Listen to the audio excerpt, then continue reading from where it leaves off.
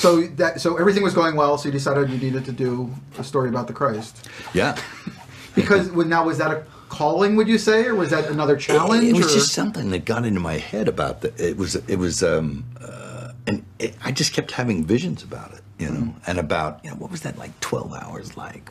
And what was that really like? I mean, what does it mean to get scourged and crucified, and the significance of what one single event and what one God-man has done historically and changed civilization. I mean, this is like an amazing thing. I mean, and of course, you know, you step into that arena, you know, it's going to create some fireworks. Did you think about that before you did it? Well, I thought, you know, a lot of other people did it. You know, George Stevens did it, and who's the other guy? The Cecil B. DeMille, and, you know, all these other people, and Franco Zeffirelli did it, and man, they didn't get too much. So I thought, oh, I'll just try this, but man, it just was like, well, it was like lighting the world on fire. And you know, it just turned into like such a shit fight. Well, you brought the pain to it, which I don't know nobody else had really ever done. No, they, you know, usually it was usually like bad wigs and people speaking in bad Shakespearean dialogue with, you know, with a little trickle of blood and stuff, and I sort of, you know, got gritty with it. Did you ever think it was too much? Of course it was too much. Yes, that was the whole point of it. It was the mystery of suffering, and which is the sacrificial lamb, you know. I mean, if it was easy, it isn't worth much. So, and believe me, I did a lot of research on it, and according to all the research, it was way worse than that, anything I showed you. So, you know, it was worthwhile. So you got that movie in the can, and did you have expectations at that point? Did you have any? I mean, No. the media was kind of down on it. Was there any sense Everyone of was it throwing being... rocks. I mean, it was like, I was just ducking stuff, you know, the newspaper, they all pig-piled on, and I was like, you know, seriously persecuted.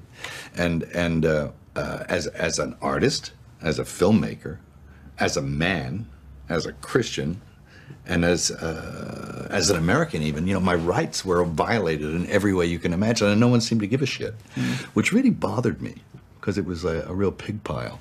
But I did harbor some anger about all that, which I've let go now, because one must.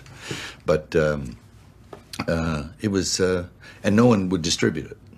Right. No one.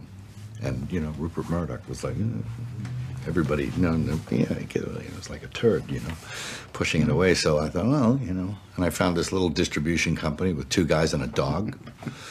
And they said, oh, we'll do it, because they weren't doing much. And I said, okay. So we sort of went in there, and we sort of kind of walked around the system here, which I think is a big sin.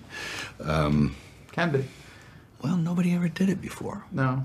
But you became, well, I mean, I guess in the 69 days, and Corman kind of built his little empire, and, you know, but there was a lot, not since then, really. Certainly not since Spielberg had it was taken over the town. It was a whole deal. It was like, and then we went out. I made handshake deals with the exhibitors. We had a tiny little distribution company, got studio terms, went and put it and made a killing. It was just like, went crazy. And it was... So how does that feel when they're all piling on and it becomes this thing? Because, I mean, it was a huge, huge movie everywhere in the world. Oh, it was massive. It was like the biggest grossing R-rated film ever. And I think it may still be. Maybe that... I think Deadpool may have... The Deadpool may have gotten it. But...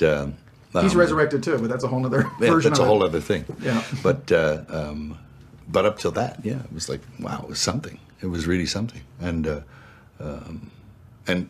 it really showed me a lot. You could go from the idea through the writing and the producing and directing and the distribution and the exhibition, and it was the whole thing. And I saw that most of it's smoke and mirrors. And I think the Seven Sisters kind of stood there and said, did anyone see that? I hope nobody else does that. Because that's just, you know. But they all tried to do it soon after. They were all chasing it. A lot of people did. Yeah. But it's lightning in a bottle, that kind of thing. So again, do you feel like king of the world at that point, that, you know, you got through it, or do you feel like you survived, or where are you? I just survived it. I was like bleeding by the time we released it. And there was so much outcry and stuff. It was like crazy. People putting guilt trips on you and stuff. And it was, you know, it got released and then it was like crickets. You didn't hear anything except the sound of money. And it was, and not that that was the point either. That wasn't the point, you know. The whole thing was that people dug it. And all said, well, it wasn't what we were told that it was. Because, you know, it had all this bad rap. Everything from it being anti-Semitic to it being, you know, bad filmmaking to everything, you know, everything thrown at it. But it survived. And as an artist, and you know, you've put your life into that film. You put your money into that film. Yeah. You really put yourself out there. Sure. How do you get the satisfaction? I mean, Braveheart, everybody ultimately told you were great, and the movie was wonderful, and you won Oscars and stuff. Yeah. When you do something like that, does the fact that the world liked it and that even the critics didn't and the industry didn't? Does Yeah. That's it all matter? I want. No. Yeah. I share it with people and not an elite. I share it with everyone, and if they dug it, I'm happy, and it's good. Yeah. Is the elite that did not win awards? Yeah.